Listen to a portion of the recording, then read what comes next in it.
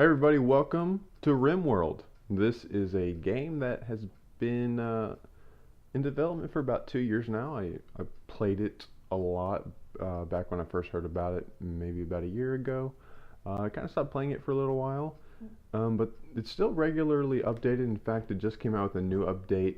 Um, I think it's like relationships, and the one before that was animal taming. So I mean, there's a lot of stuff in this game. It's a colony simulator, says it right here, by this gentleman. You can find out some more about it if you go to ludeonstudios.com, something like that. Anyway, it's really cool. It's a lot of fun if you like simulation, survival, colony building, that kind of thing. I mean, it's a lot of fun, and there's a really large modding community. Well, I don't know. A lot of the mods are really good.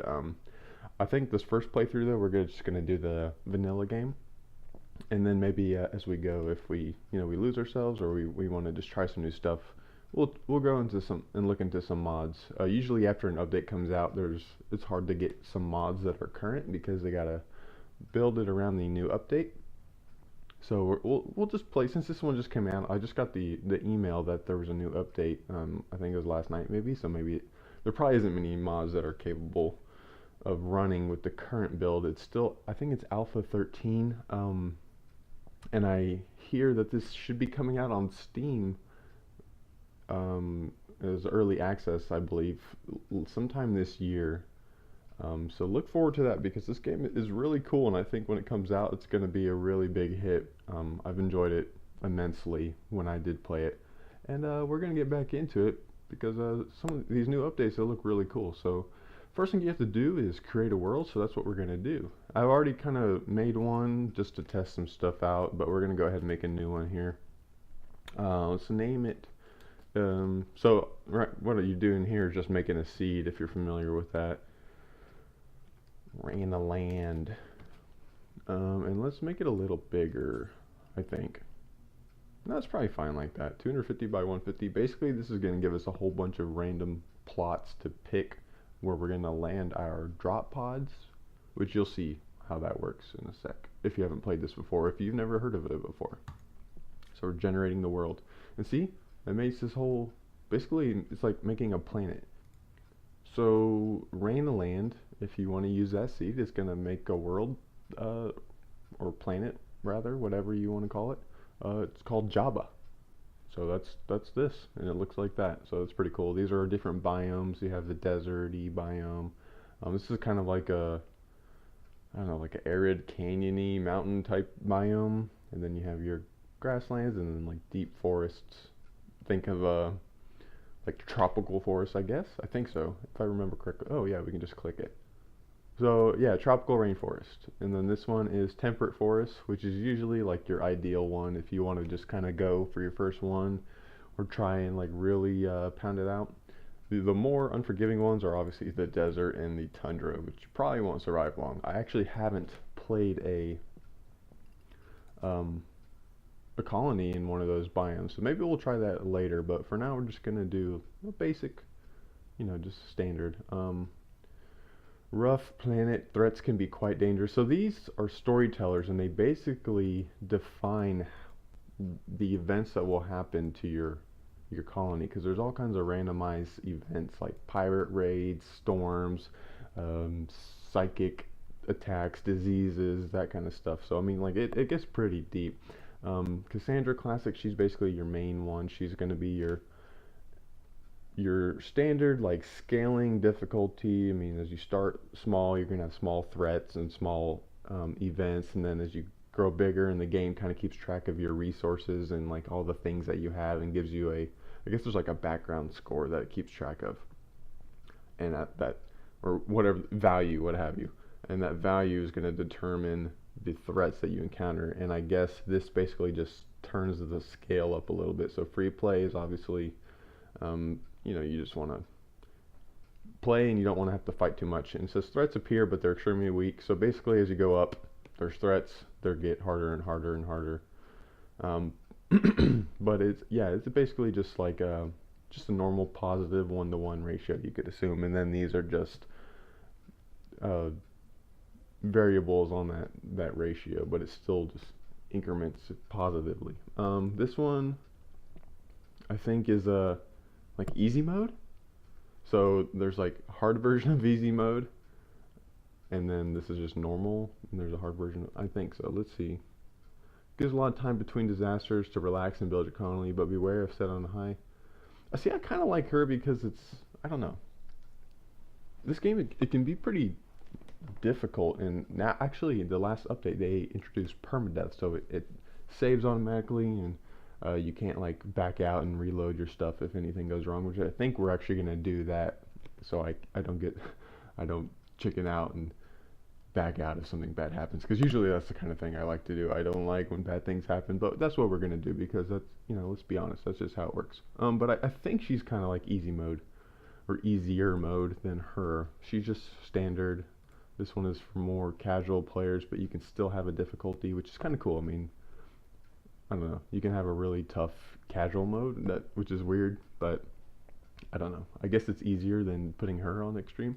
And this guy is just random. There's like no, the values don't really matter as much. The scale of events is not clear. It's totally random. But you can turn him down, like so. If he's randomly throwing stuff at you, if it's lower, it's not going to be as bad. But it wouldn't be appropriate at the same time that perhaps maybe one of these other storytellers would throw the same event, if that makes sense. So Randy doesn't follow rules. He'll generate random events, and he doesn't care if they make a story of triumph or utter hopelessness. It's all drama to him. So this is actually, this guy, he's kind of cool because, you know, it's like real. Well, I guess it's not real, but it's more realistic because, you know, the world doesn't really care how rich you are. It's just going to throw stuff out there, and that's just what's going to happen. So I actually think I want to play with him. I like him. I usually I want to put him on an easier mode because I don't want to get blown up first thing. So I'll just put him, I don't know. I'll decide and we'll come back. Alright, so I think actually we're going to go with Phoebe Chillax. I think I was kind of wrong in describing her as easy mode. It's more just like, after reading this, she gives a lot of time between disasters to relax and build your colony, which is okay. I mean, I don't want stuff to be happening every second, and we lose. You know, we're trying to build a colony here at the same time as we're trying to survive. So if we don't even get a chance to do anything, it's not going to be a lot of fun. So I'm just going to put her on. I guess this is normal. It's a rough planet. Threats can be quite dangerous, and there are no bonuses to colonist mood or crop yields. That sounds like normal to me. I mean, it's in the middle. I can only assume that means normal. And so she's only going to throw stuff at us ever so often. It's not going to be, you know, like at any moment like this guy. I mean, he could throw me 3 things at the same time, and then she might just throw something, and then we defeat it. I don't really know too much about how it works, but I feel comfortable just playing with her this time. So we'll just do this one with Phoebe Chillax in the rough mode. And I actually think there are some mods that let you download other storytellers, which is really cool. But we're just going to go ahead with her. And this is the test world I made a while ago. It's called El Muthaleth. We're going to go ahead and delete that because I don't think we're going to be using it anyway. And we're going to go with Jabba.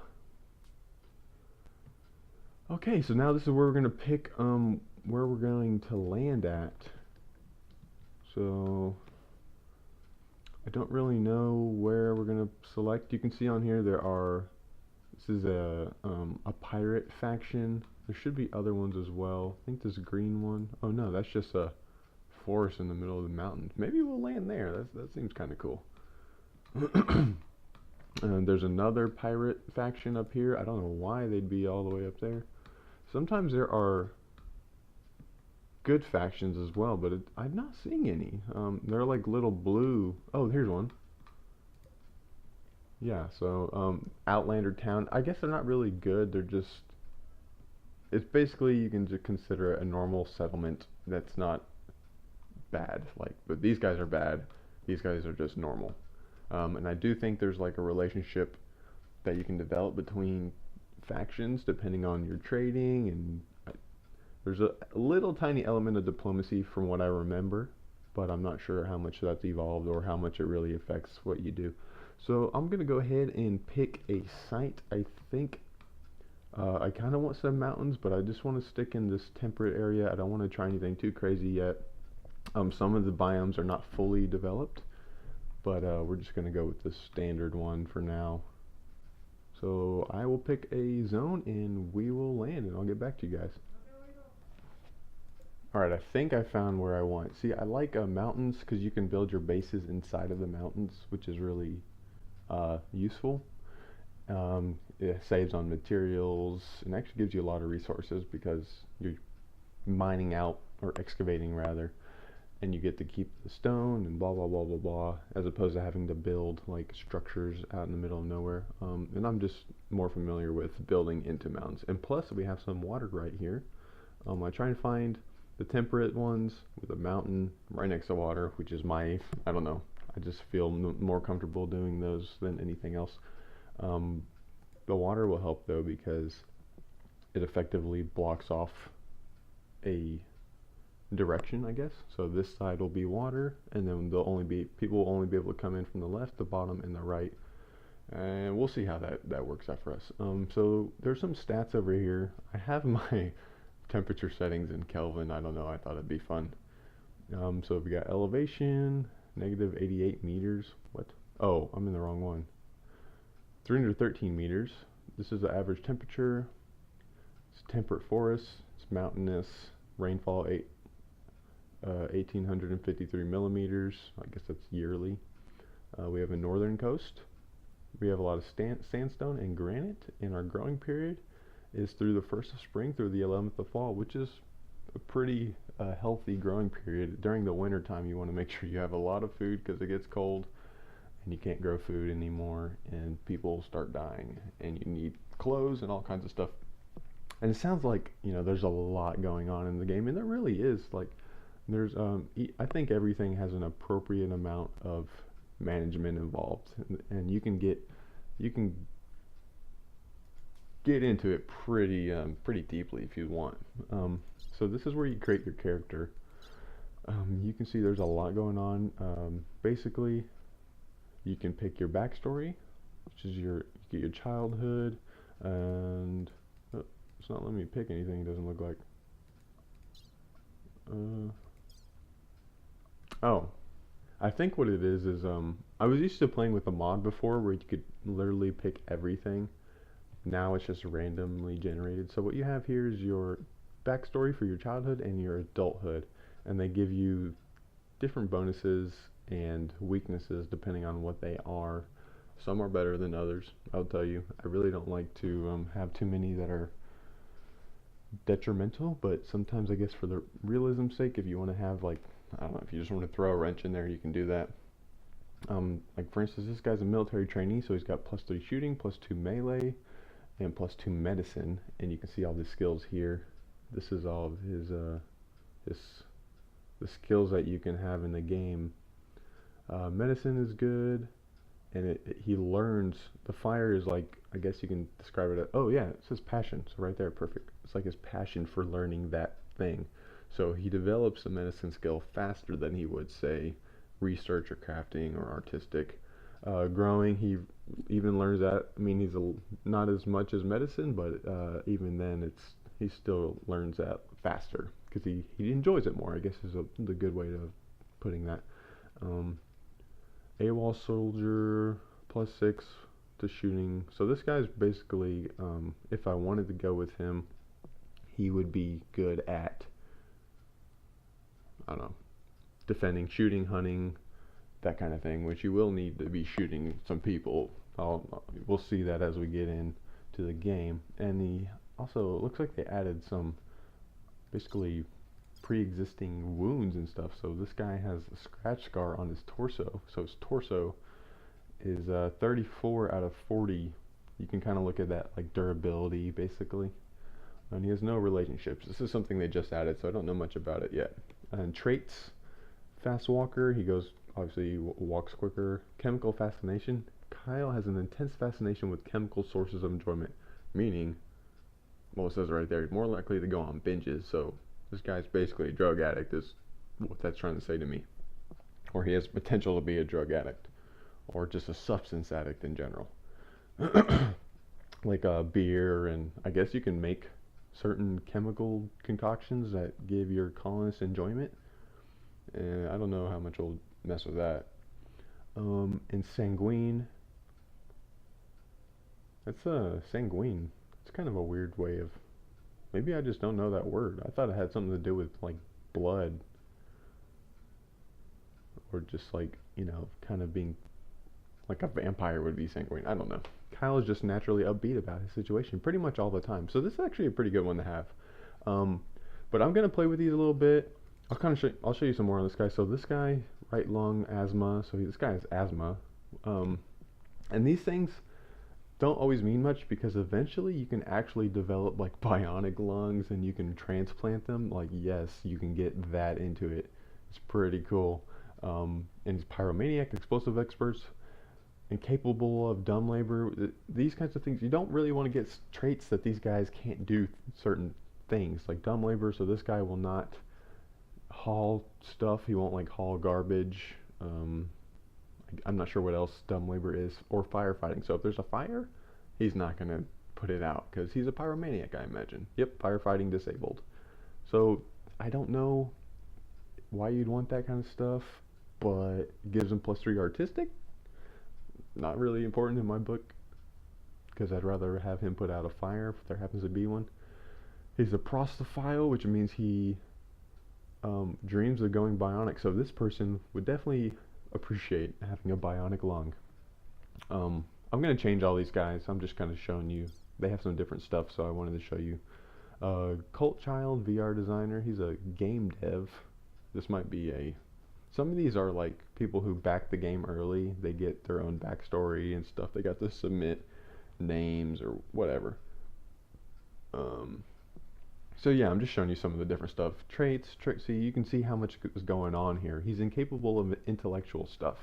Probably because, yeah, he's a cult child. So his researching is disabled, which means he can't perform any research, which is, okay. But you want to have someone who's good on that end, and you want to have someone who's good on the melee end, and then you want someone who's like in between. And as you go through the game, you can attract more followers and stuff like that. So I'm just going to go ahead and randomize enough people until I find a setup that I enjoy, and we will come right back and we'll finally get into the game and you guys can actually see what's going on here. So I'll be right back, guys. I just wanted to show you guys really quick. I'm still working on it.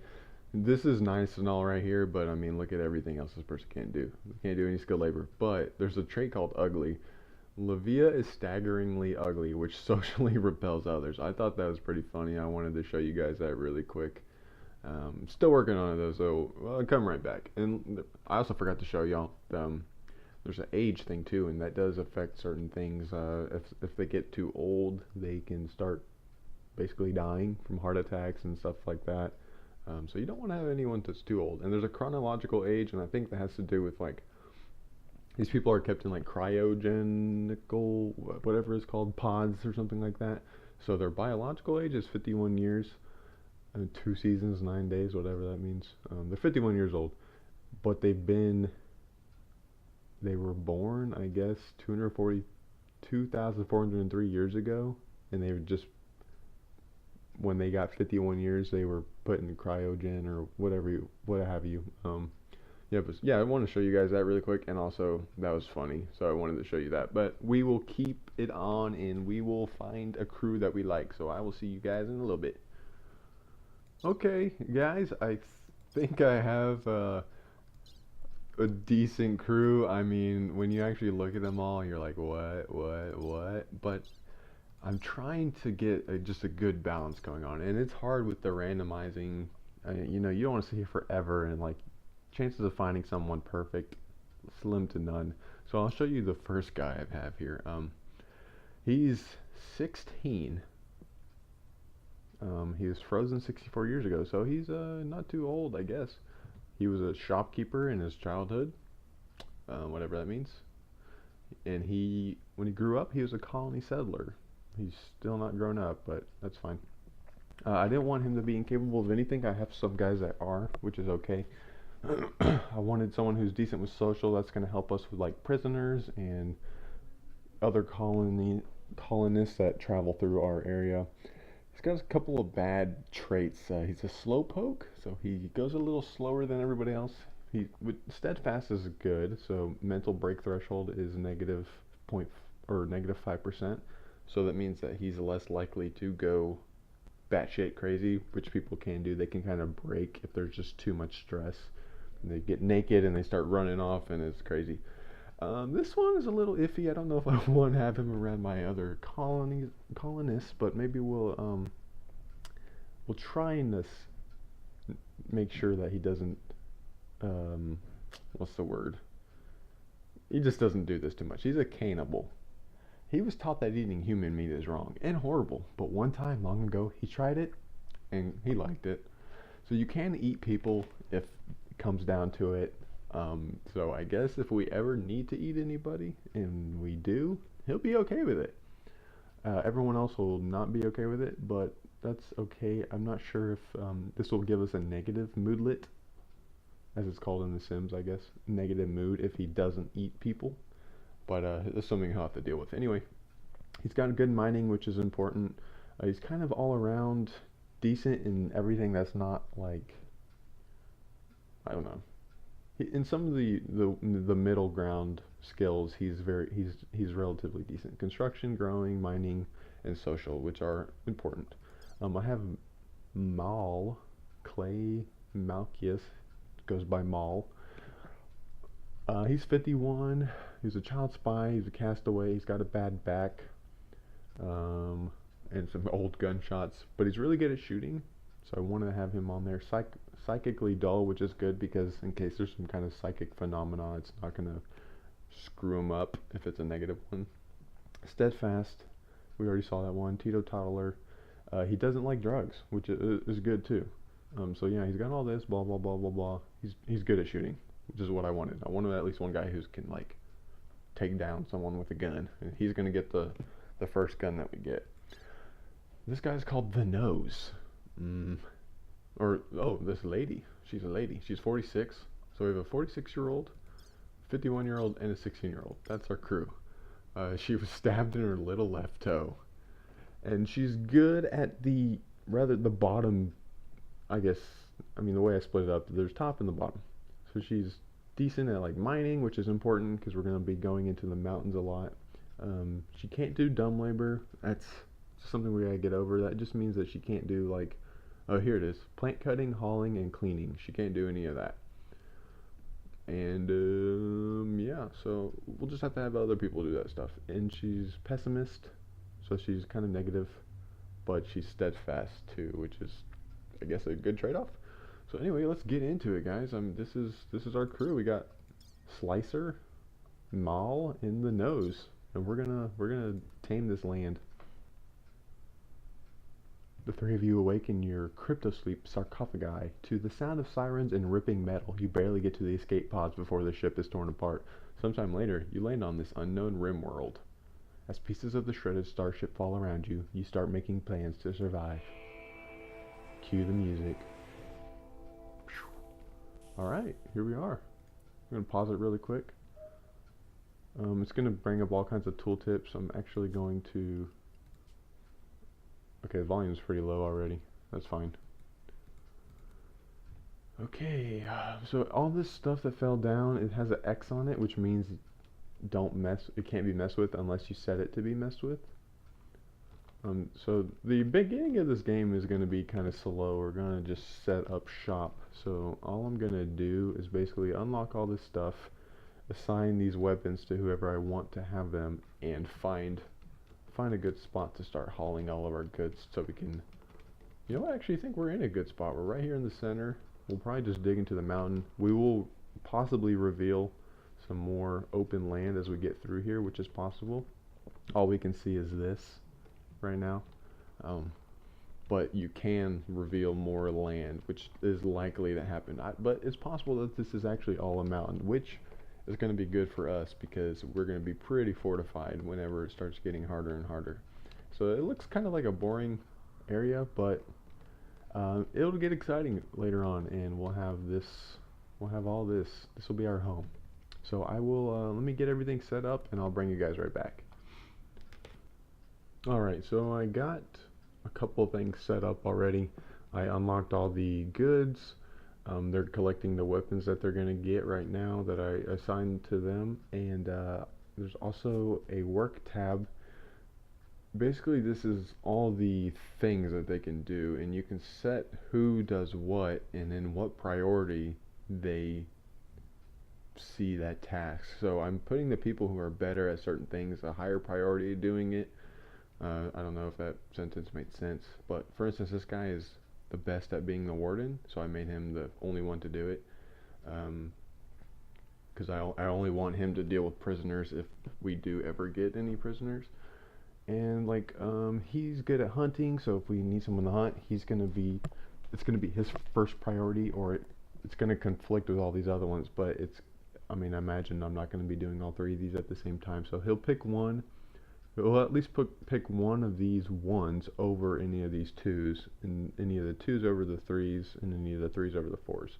So basically, that's all that means. So it's kind of funky. I don't Probably not super efficient the way I have it set up, but I try to do my best. Not really. I just did a really quick one, whatever looked good. So yeah. So this is how they're going to be operating, and we'll get more people as we go. And it looks like we have a little doggy as well. Let's see. Um. So I didn't know that you got a pet. Her name is Quincy. She's a husky, and she's 9. She's pretty old for a dog. Um, and they can be trained, which is cool. She can haul items, rescue people, and all this other stuff. Oh, we'll probably get into that later. I'm not really worried about that. So let's unpause it and have our colonists do what I told them to do. I made a stockpile zone, so they'll start collecting all the stuff and then putting it over here. And then this is a dump zone for garbage, basically. I'm not sure what that guy was doing. You get your gun that I gave you, thank you. The nose should be called the stomach. And I have them cut down all these trees so we can get some wood. And I'm gonna have somebody start building just a temporary. Oh my God! Got all these buffalo, or I think they're called muffalo. Unlock that. Oh, that's a bear. I don't think that's not something we want to have next to us. Hopefully they're not. Okay, I actually do think there are like predator animals, and I think if we get too close to them, or if they get too close to us, they'll start attacking us. So I wonder if we should. I don't know, man. I think they're going to be hard to kill.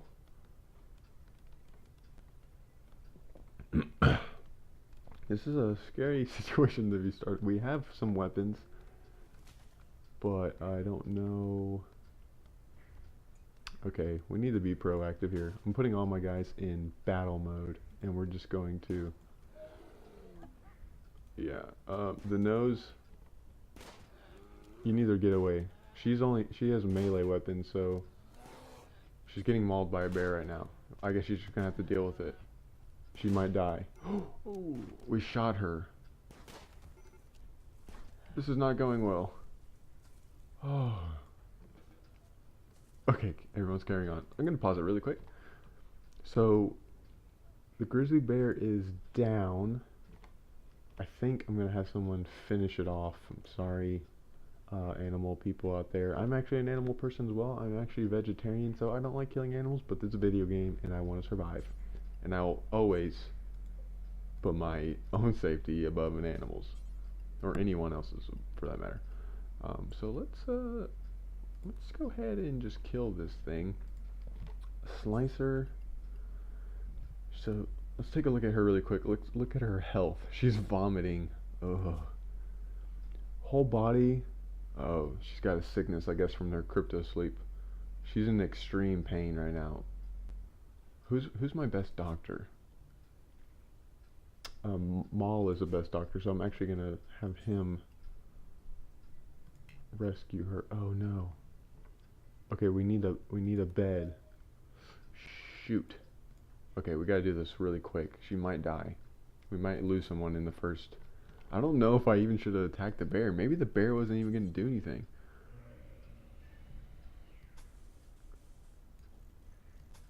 So I'm just going to make this really quick. Change this to a wood door. I'm going to put that there. I'm going to make everyone construct. If you hear any sort of like noises, I'm sorry guys, they're doing some construction right next door to me, so I apologize for that. I'm going to try and cut out as much of it as I possibly can. But anyway, so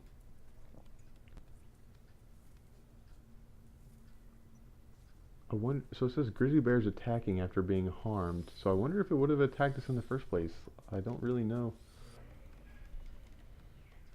I don't really know if that was a good idea. We can rescue it, but I don't trust that thing. Dude, what are you doing, man? Is only one person able to do that? Okay. We need a bed. We need a bed. I think we have some steel. So go ahead and make that. I'm gonna have him prioritize working on the bed so that so that we can build it quicker. Oh, you're gonna eat? Let's take a look at her. Her mood is not very good. I imagine I wouldn't be very happy about. She has some scratches, so I guess that's not too bad. Oh, she seems. I think the worst thing was the gunshot, because we accidentally shot her. Maul, my best shot, missed the bear. I guess they're pretty similar in size if you look at the nose and the bear. But yeah.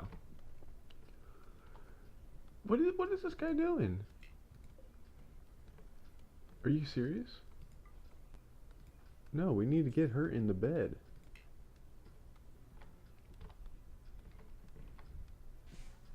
Get out of there, you jerk. Will he not?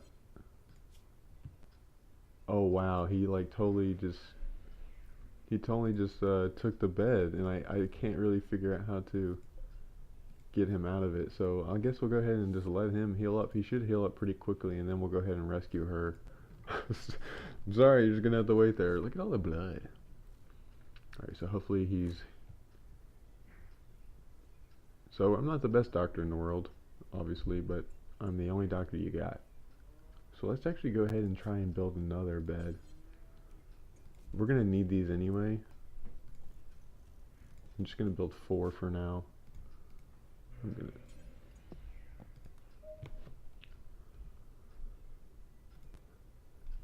I'm gonna set some to medical, and then the other ones will just be normal beds, because we will need the beds. And I hope, can I have it?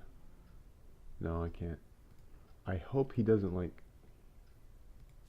come back up. Man, gunshot. His consciousness is poor. So it's pretty cool. I mean, look, even the animals have all kinds of stuff going on. He'll probably die eventually. His bleeding rate is 194%. He has moderate blood loss. I'm pretty sure it was a little lower just a minute ago. So he's slowly dying. We're going to go ahead and put him down as soon as I can get her in a bed. I really, really need her. Yeah, there you go. He's going to go ahead and put her, because he's priority for doctor or medical or whatever it's called is at 1. So he's going to go ahead and take care of her first. Well, this has been an interesting start. I can say that. So I'm going to go ahead and call it for this one. We will continue in the next episode, and hopefully... Oh, looks like Slicer's back up. Yeah, so we will get our bearings. We're going to clear out the zone of some more dangers. We're going to, we're going to tackle this world. We survived the potential bear attack. It wasn't a bear attack. It was a people attack on the bear. But I didn't really know if that was gonna be a problem for us, so I went ahead and took it out anyway. Hopefully that was a good idea. I think she's gonna survive. She didn't really have any crazy wounds except for the gunshot, which I think she will be fine, depending on how well Mal treats her.